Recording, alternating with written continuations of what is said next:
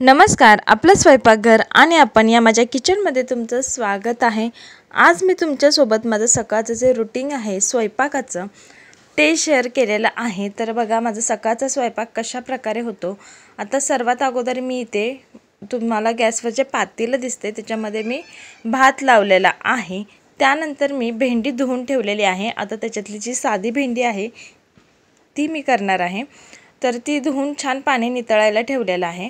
त्यानंतर आता कणिक मी भिजवून घेणार आहे। आता कणिक मळताना मी फक्त कणिक भिजवून ठेवणार आहे, मळणार नाही आहे।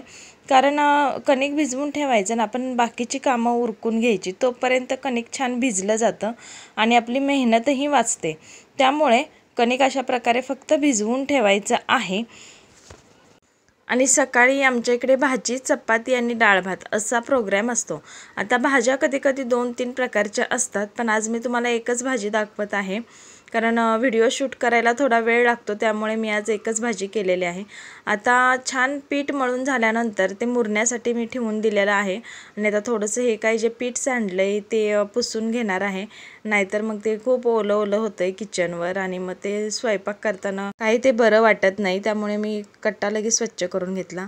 आता इथे बघा मी तुरीची डाळ भिजत ठेवली आहे, 10 मिनिटं झालेले आहे ती डाळ भिजवून। आता खलबत्त्यामध्ये छान लसूण ठेचून घेणार आहे। आज आपण तूर डाळीची आमटी करतोय।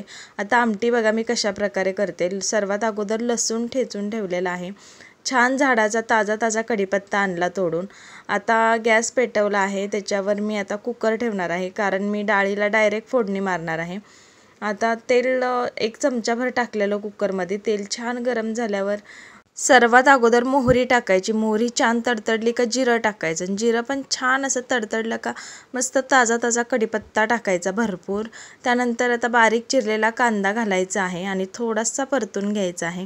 जास्त काही लालसर करत बसायचं नाही कारण आपण डायरेक्ट कुकरला करतोय, त्यामुळे छान असं ते डाळीमध्ये जेवढा कांदा शिजला जाईल तेवढी डाळ छान होते। आता एक मध्यम आकाराचा टोमॅटो तो सुद्धा छान असा बारीक चिरून घेतलाय, तो देखील परतून घेतलेला आहे।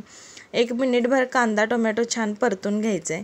त्यानंतर हळद घातलेली आहे, आवडीनुसार लाल तिखट घाला। इथे मी 1.5 चमचा इतकं लाल तिखट घातलेलं आहे आणि बाकीचे काहीही मसाले वापरले नाहीत मी, कारण आमचा हा घरगुती मसाला असल्यामुळे त्यात धना पावडर, जिरा पावडर, गरम मसाला या सर्वांचं योग्य प्रमाण आहे।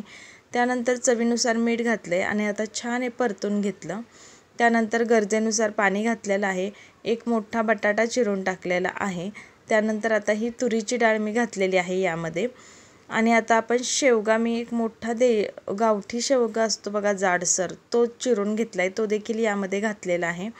आणि आता कुकरचं झाकण लावून आपण ह्याला 5 ते 6 शिट्ट्या करून घेणार आहोत, कारण शेवगा देखील छान शिजला गेला पाहिजे, म्हणून थोडंसं 4 ते 5 शिट्ट्यांमध्ये आपण ही डाळ शिजवून घेणार आहोत।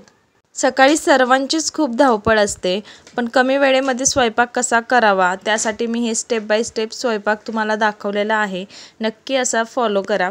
आता कुकरच्या शिट्ट्या होत आहेत तोपर्यंत मी भेंडी चिरून घेतलेली आहे। त्यानंतर कांदा टोमॅटो छान बारीक चिरून घेतलाय, लसूण ठेचून घेतलाय आणि कढीपत्ता घेतलेला आहे। आता कुकरच्या शिट्ट्या 5 ते 6 झालेल्या आहेत। मी तो कुकर काढून घेतलाय आणि कढई ठेवली आहे गॅसवर। आता कढईमध्ये आपण ही भेंडी भाजून घेणार आहोत 1-2 ते 3 मिनिट। आता भेंडी चिरताना ज्या कडक भेंड्या असतात त्या आपण टाकून देतो, तर त्या टाकून न देता त्याची ही अशा प्रकारे कणसं काढून घ्यायची आहेत, खूप सुंदर लागतात ही भाजीमध्ये। आणि आता आपण भेंडी भाजून घेतोय। भेंडी भाजून घेतल्यामुळे काय होतं, त्याच्यातला चिकटपणा आहे ना पूर्ण कमी होतो आणि भेंडी देखील पटकन शिजली जाते। तर अशा प्रकारे 2 ते 3 मिनिटं भेंडी छान मोठ्या गॅसवर किंवा मीडियम गॅसवर भाजून घ्यायची आहे। भेंडीतला जर आता आमच्या घरी भेंडी कापडाने पुसली जात नाही, आवडत नाही, त्यामुळे आम्ही भेंडी अशी भाजून घेतो। भेंडी स्वच्छ धुवून थोड्या वेळ नितळत ठेवायची, त्यानंतर चिरून अशा प्रकारे भाजून घ्यायची। आता ही भेंडी छान भाजून झालेली आहे, ती एका डिशमध्ये आपण काढून घ्यायची आणि आता ज्या कढईमध्ये आपण भेंडी भाजून घेतली त्याच कढईत फोडणी मारायची आहे। 1 चमचाभर मी यामध्ये तेल घातलेलं आहे। कढई छान गरम तापलेलीच आहे, त्यामुळे जास्त तेल गरम करायची काहीच गरज नाही। आता आपण ह्यामध्ये सर्वात अगोदर जिरं घालायचं आहे। जिरं छान असं तडतडल्यानंतर आपण त्यामध्ये कढीपत्ता घालायचा आहे, नंतर लसूण घालायचा। कढीपत्ता देखील छान असा तडतडून द्यायचा आहे। मस्त ताजा ताजा कढीपत्ता घेतला आहे मी। आता लसूण ठेचून टाकायचा आहे। आता लसूण देखील छान परतून घ्यायचा आहे आपण। त्यानंतर बारीक चिरलेला कांदा घालायचा आहे। जेवढा तुम्हाला बारीक चिरता येईल तेवढा बारीक चिरून घ्यायचा आहे कांदा। आता हे सर्व मिश्रण छान आपण परतून घ्यायचं आहे। आता भेंडी नेहमी आपण हिरवी मिरची आणि लसणामध्ये करतो, परंतु अशा प्रकारे तिखट भेंडी देखील करून बघा, खूपच सुंदर होते। आता यामध्ये मध्यम आकाराचा एक बारीक चिरलेला टोमॅटो घातलेला आहे, तो देखील आपण परतून घ्यायचा आहे। जास्त वेळ नाही, 1-2 मिनिटं परतून झाल्यावर त्यामध्ये हळद घातलेली आहे आणि पुन्हा एकदा परतून घ्यायचं आहे आपण, कारण हळद देखील सगळीकडे व्यवस्थित लागली पाहिजे। आता त्यानंतर आपण इथे लाल तिखट, मी 1-1.5 चमचा इतकं लाल तिखट वापरलेलं आहे। तुम्ही तुमच्या आवडीनुसार कमी जास्त करू शकता। त्यानंतर चवीनुसार मीठ घालायचे आणि पुन्हा हे मिश्रण छान परतून घ्यायचं आहे। आता ही भाजलेली भेंडी आपण त्यामध्ये ॲड करणार आहोत। आता ही भेंडी आपण व्यवस्थित परतून घ्यायची आहे।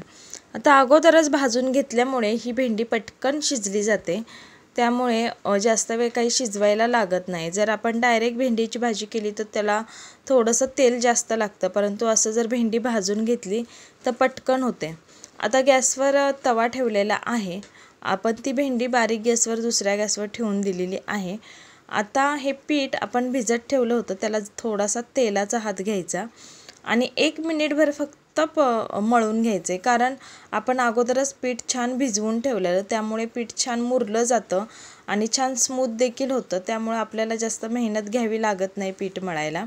आता हे भिजल्यानंतर फक्त 1 मिनिटभर तेलाचा हात घ्यायचा आणि छान असं मळून घ्यायचं। तुम्ही पाहू शकाल मस्त आपलं पीठ मळून झालेलं आहे।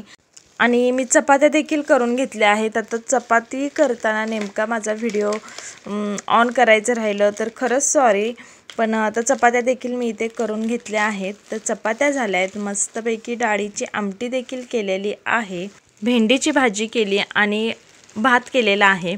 तर माझं सकाळचं रुटीन तुम्हाला कसं वाटलं, स्वयंपाक मी सकाळी केलेला तुम्हाला आवडला असेल तर प्लीज व्हिडिओला एक लाईक करा, व्हिडिओ शेअर करा आणि सर्वात महत्त्वाचं आमचं आपलं स्वयंपाकघर आणि आपण या यूट्यूब चॅनलला सबस्क्राईब करायला विसरू नका। तसेच चॅनलला भेट देत जावा। थँक्यू।